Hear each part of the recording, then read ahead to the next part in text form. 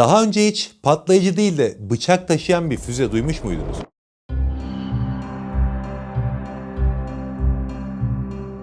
Muhtemelen ilginç gelmiştir ki bu da gayet doğal. Size şu an Türkiye yepyeni bir füze tanıttı desem, ilk merak edeceğiniz başlıklar neler? 1. Ne kadar patlayıcı taşıdığı. 2. Menzili. 3. Uçuş karakteristiği.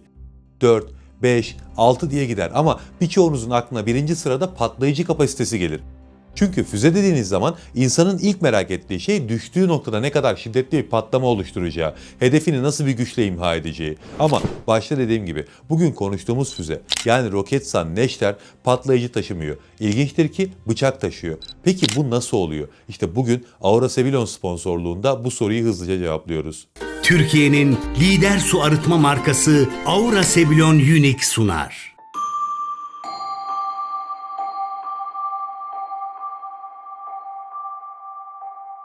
Saha Expo 2026 resmen bir yıldızlar geçidiydi. Firmaların öncesinden verdiği ipuçlarından zaten çok fazla yeni sistemin tanıtılacağı belliydi ama hiçbirimiz bu kadarını beklemiyorduk. Bu fuarda aslında Yıldırım Han füzesi tanıtılınca birçok önemli sistem geri planda kaldı.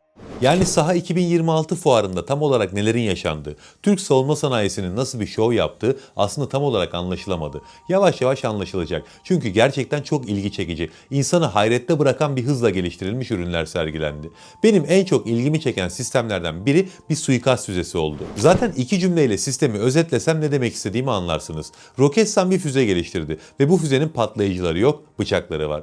Bu iki cümle konunun ne kadar ilginç olduğunu göstermeye yeterlidir diye düşünüyorum. O yüzden Roketsan'ın yeni füzesi, yani daha doğrusu yeni cerrahi müdahale yeteneği Neşter'i detaylıca konuşalım istedim. Modern harp sahası eskiye göre birçok açıdan farklılıklar gösteriyor. Bunlardan biri mühimmatların yıkım gücüyle alakalı. Özellikle 2000'lerden sonra modern muharebe sahası kitlesel yıkım gücünden cerrahi hassasiyete doğru evrildi. Yani artık devletler bir bölgeye mühimmat atayım, hedefimle birlikte orada ne varsa yok olsun önemli değil demiyor. Hatta diyemiyor. Çünkü hiçbir devlet uluslararası kamuoyu önünde suçlu duruma düşmek istemiyor. Şimdi diyeceksiniz ki peki ya İsrail? Bunu dediğinizi duyar gibiyim. Ama farkındaysanız hiçbir devlet dedim. Terör örgütlerinden bahsetmiyorum şu anda. O yüzden biz devletlerden bahsederek devam edelim. Hatta dünyaya devlet kavramını öğreten Türklerin son devleti Türkiye'den bahsedelim. Bu konuda mesela Türkiye'ye geldiği zaman sivil hassasiyeti zirveye çıkıyor. Bakın Türk ordusunun bugüne kadar yaptığı bütün operasyonları detaylı olarak inceleyin. Ben inceledim. Dünyada sivil hassasiyetine bu kadar önem veren çok az ordu bulabilirsiniz. O yüzden bugün konumuz olan Roketsan'ın Neşter füzesi Türk ordusu için batılı güçlerin tamamından çok daha önemli bir kabiliyet. Peki neden? Çünkü dediğim gibi bu bir suikast füzesi. Geleneksel füzeler fırlatıldıklarında patlayıcı taşıdıkları için hedeflerinin çevresinde de bir patlama etkisi oluştururlar ister istemez. Hem patlayıcının infilakı, hem şok dalgası, hem de oluşan şarapnel etkisi çevreye illaki zarar verir. Ama bazen yüksek değerli hedefler meskun mahallelerde, sivil yerleşim yerlerinin içinde veya böyle hassas, stratejik noktaların yanında bulunabiliyorlar. Böyle durumlarda geleneksel yöntemler çok ciddi risk oluşturuyor. Hani hatırlarsınız daha önce kanalda detaylıca konuşmuştuk. Milli İstihbarat Teşkilatı bölgedeki terör örgütlerinin liderlerine nokta operasyonlar düzenliyordu. Bu operasyon türüne dekapitasyon deniyor. Yani başı alıp örgütü başsız bırakma. Milli İstihbarat Teşkilatı belki de planladığı, hazırladığı ve son noktaya getirdiği operasyonların yarısından fazlasını sivil hassasiyetinden dolayı yıllarca iptal etmek zorunda kaldı.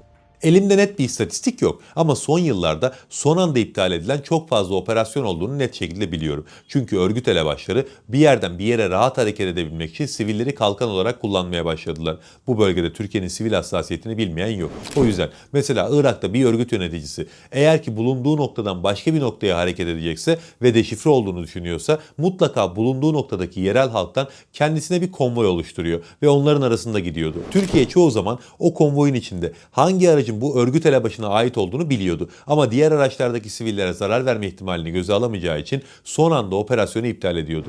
Şimdi böyle iptallere gerek kalmayacak. Çünkü Neşter füzesi 0 ikincil hasar prensibi üzerine geliştirilmiş bir füze. Çünkü Neşter bir patlayıcı başlığa sahip değil. Hedefini çarparak imha ediyor. Daha da önemlisi üzerinde 6 adet bıçak var.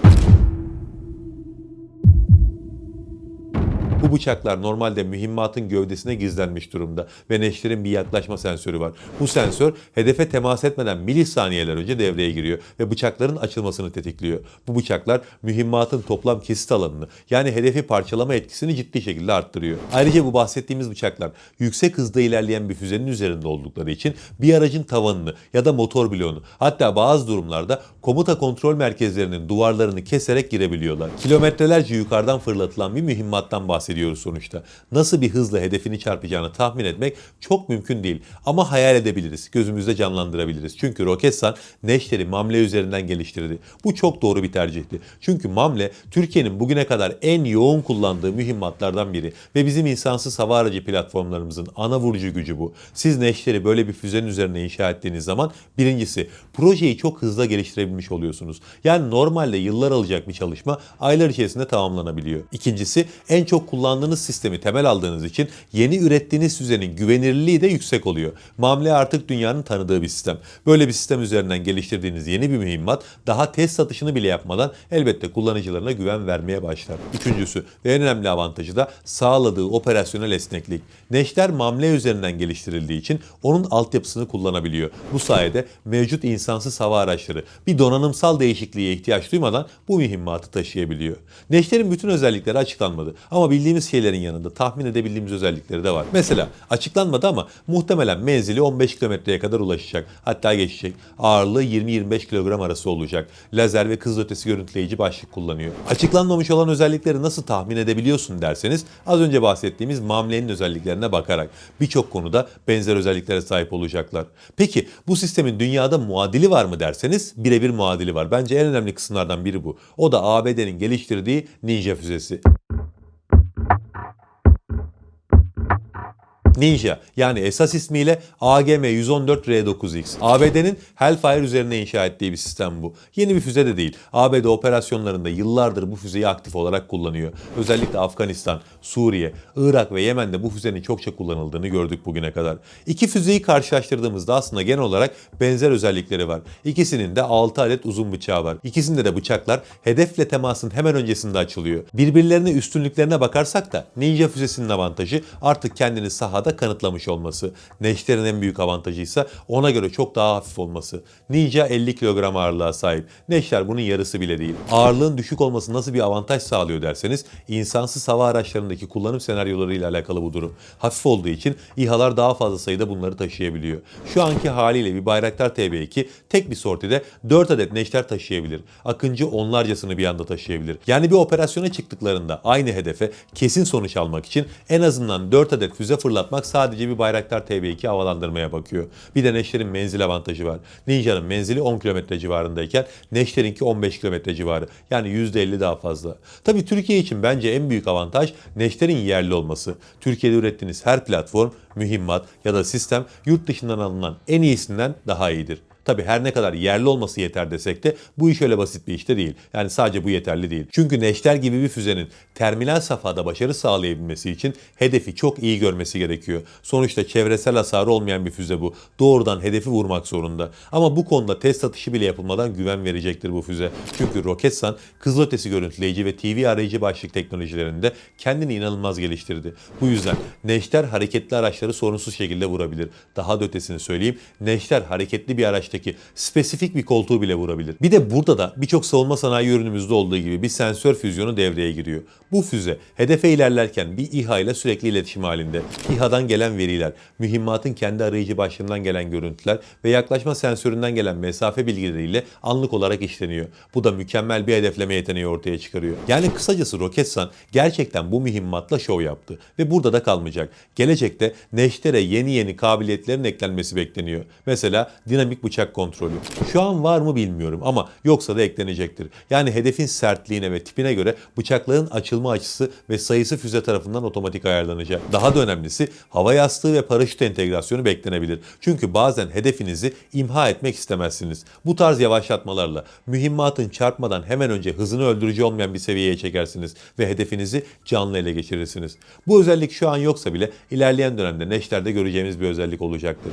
Bir de belki de en önemlisi sürücü sürü zekası. Birden fazla neşter koordineli bir şekilde aynı hedefe farklı açılardan saldırıp imha olasılığını %100'e çıkaracak. Yani çok değerli bir hedefiniz varsa ve bir araç içerisinde ilerliyorsa o aracın bütün koltuklarını aynı anda 3-4 neşterle vurduğunuzda %100 başarı sağlayacaksınız. Yani özetle neşter demek gerçekten adından da anlaşılacağı gibi cerrahi bir operasyon demek. Hedefiniz neredeyse sadece onu vurmak. 1 metre yanında oturana bile zarar vermemek demek. Bunun konsepti çok hoşuma gittiği için özellikle bu videoda buna odaklandım. Ama Saha 2026'da Roketsan bunun dışında da önemli mühimmatlar tanıttı. Yıldırımhan balistik füzesini zaten konuştuk. Merak ediyorsanız o videoyu izleyebilirsiniz. O Saha 2026'nın en çok konuşulan, en dikkat çekici ürünü oldu. 6000 kilometre menzil dediğiniz zaman elbette bütün dikkatler oraya odaklanıyor. Biz acaba Türkiye 1000 kilometreyi geçer mi diye konuşurken bir anda kıtalar arası balistik füze kondu önümüze. Ülke gündemini değiştirmesinden daha doğal bir şey yok. Bunların dışında bir de Cirit anti-İHA füzesi tanıttılar. Cirit kendi sınıfında dünyanın ilk lazer güdümlü füzesi. Şimdi Roketsan bu füzeyi özellikle küçük ve orta sınıf insansız hava araçlarını etkisiz hale getirmek üzere optimize etti ve Saha 2026'da tanıttı. Bunun dışında personel tarafından taşınabilen kısa menzilli ve yüksek hassasiyetli bir füze sistemi olan CİDA tanıtıldı. Meskun mahal çatışmalarında piyadeye nokta atışı kabiliyeti kazandıracak bir sistem bu. Son olarak da Roketsan bir mini seyir füzesi lansmanı yaptı. SİHA'lardan da atılabilen bir seyir füzemiz daha oldu artık. Yani kısaca özetlersek Roketsan farklı sistemlerle Saha 2026'da şovunu yaptı. Ama benim en çok dikkatimi çeken sistemlerden biri Neşter oldu. Bu füze Türkiye'nin sivil hassasiyetiyle birebir örtüşen bir proje. Çok farklı bir boyut. Bugüne kadar patlayıcı taşımayan bir mühimmat konuşmamıştık. Bu ilk oldu. Bu yönüyle de ayrıca ilginç. Daha bakalım Türk savunma sanayi bizi nelerle şaşırtacak. Çok fazla sürpriz yapacaklar gibi görünüyor çünkü. Allah'a emanet olun. Türkiye'nin lider su arıtma markası Aura Sebilon Unique sundu.